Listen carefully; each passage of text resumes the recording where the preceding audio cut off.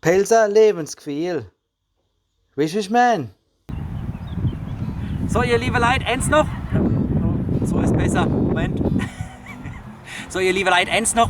Was mich jetzt noch interessiert, was machen ihr eigentlich jetzt in diesem Sommer? Ja? Jetzt, wo jetzt alles durch Corona eingeschränkt ist, du konntest nicht mehr überall hinfliegen, mussten da vielleicht einen Flug auch absagen. Was macht so ein Pelzer jetzt in diesem Sommer? Ja? Ich bin auch noch am Überlegen, ich brauche noch Ideen von euch.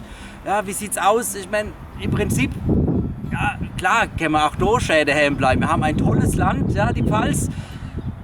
Unser kleine Toskana, ja, mit herrlichen Wäldern. Du kannst hier ganz viel erleben, du kannst toll wandern.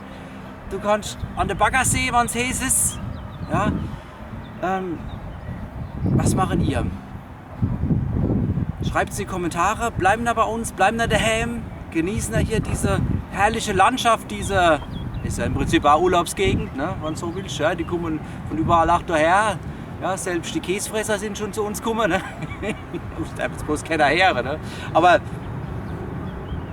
die Szene ist nicht so eng eigentlich. Also, wie gesagt, schreibt es in die Kommentare, gebt uns Feedback, gebt mir Feedback, was da machen, was dies so abgeht, wie ihr euren Sommer schön gestalten, gell, alle? In diesem Sinne, macht's gut, ich wünsche euch einen schönen Sommer, bis dahin, tschüss!